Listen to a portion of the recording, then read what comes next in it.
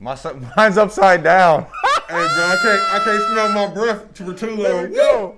Welcome to Dunk Bait, where we talk mostly basketball. Today we're talking Kobe Day. The draft lottery's in, and the Lakers are looking pretty good in the bubble the last couple of games. Trez versus Luka. 8/24 is Kobe Day. I don't care if the government says it's official to us. What's your best Kobe moment? It was a highlight of him going against the Rockets, and it was when they basically were calling Shane Battier the Kobe stopper. And Kobe just decided that's enough of that and just literally lit him on fire. It was, shot after shot where Shane Battier is all over Kobe, like full hand in the face, and he just isn't missing. And it just kind of embodied his ability to rise to the challenge and always wanting to, elevate his game. And that's my favorite Kobe memory. They called Ruben Patterson the Kobe stopper too. We saw how that ended. Not well. Buckets, not well. August 16, 2011. Let me set up the day for you. I get a call from my dad early in the morning. He's like, yo, man, you got to come up to the Drew League and bring the camera. Something big's about to go down. I'm just like, what? He's like, Kobe's coming through. And mind you, I was a Kobe hater at that point. I'm a big LeBron fan. So I tell my dad, like, man, whatever. I'm not even trying to do all that. But basically, long story short, end up grabbing the equipment, shoot up to the Drew League, literally line out the door. Just everybody's waiting to see Kobe, waiting in the hot summer sun for about 3-4 hours to get into the gym. Kobe ball, he had like 45, but Kobe's team's down like 10 points with like 2 minutes to go in the game. Cops roll over to him like, Kobe, yo, let's get you out of here for the crowd. It's crazy. Kobe's like, nah, that, I got to finish the game. Kobe proceeds to engineer one of the greatest comebacks I think I've ever seen. Hits a game winner in James Harden's grill. Whole gym just goes crazy. That moment still, honestly, I feel like God put me there for that reason, to capture that moment. I just look back at that now with just like a big smile on my face, man. My favorite Kobe moment is the final game. I know he scored 60 off 50 shots, which is the most Kobe thing ever. But for me, it was like, I was not a Kobe fan his entire career until the last game. I was in front of my lady. By the end of the game, I'm crying until my plate of wings, you know what I mean?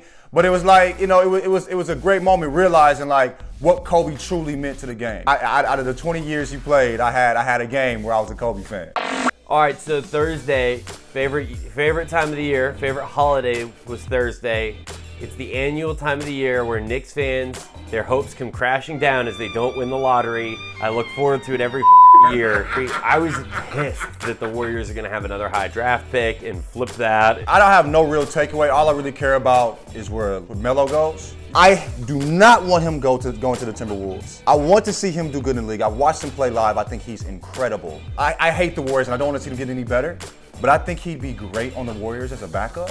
On a great team with great chemistry, a great coach. I think Steph and Clay would be great for his game. And I would love to see a lot of those Warrior fans who were bashing LeVar Ball now have to embrace LeVar into their hearts, okay? But I think Melo's game is really similar to Clay and Steph's in terms of just his approach. And he's pulling up from half court, pointing, calling his shot since high school. So this is not really anything new to him. So I think playing with those dudes and that swag would really be great. There's a lot of bad teams that he would go to if he falls past 2. And even if he goes at 1, like, I don't want to watch him be all clogged up, having to run with Karl Anthony Towns. Like, no, we're wasting Karl Anthony there. I don't need this, please. Jordan will ruin him. Oh.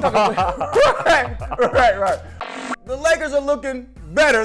We were talking a lot of shit early. How do y'all feel about how they've been doing as of, the last 2 games? Look, I think the Lakers have shown, what it is, who they are, what they're about. You had people like Charles Barkley saying they were going to get swept by Dame. Not on my watch! Today is Kobe Day. Obviously, Lakers going to have a lot of emotion. They're rocking the Kobe jerseys.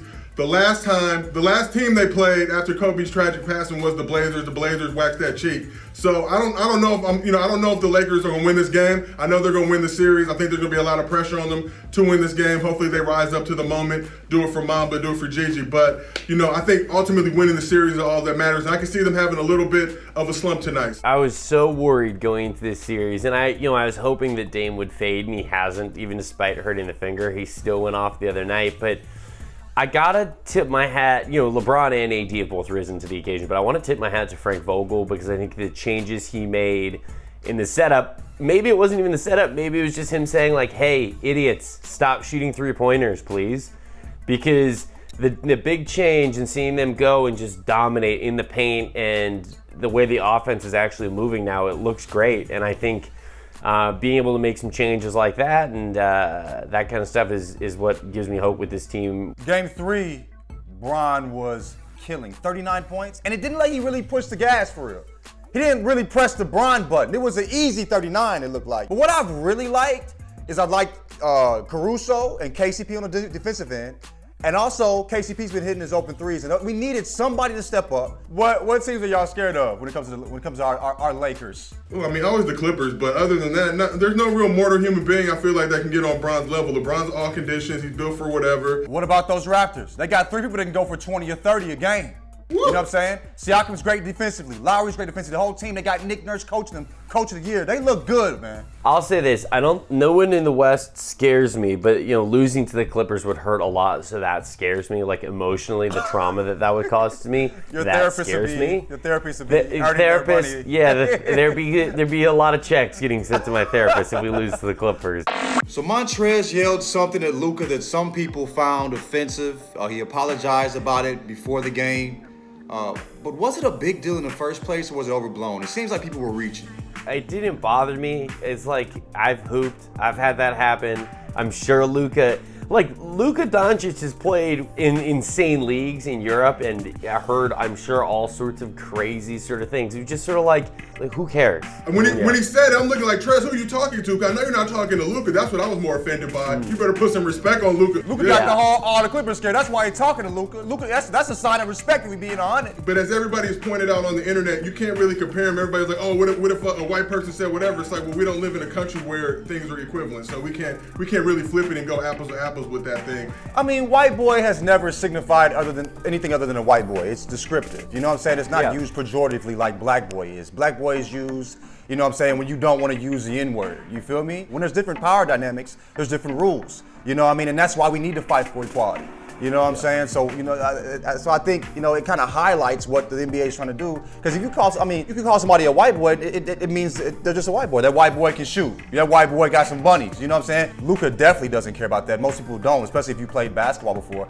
All right, that's the show. I'm Legetto Jenkins. King Josiah 55. I'm Zach Schwartz. Y'all stay safe. Wear a mask. Mine's upside down. Hey, bro, I can't smell my breath for too long. There we go. Brush your teeth.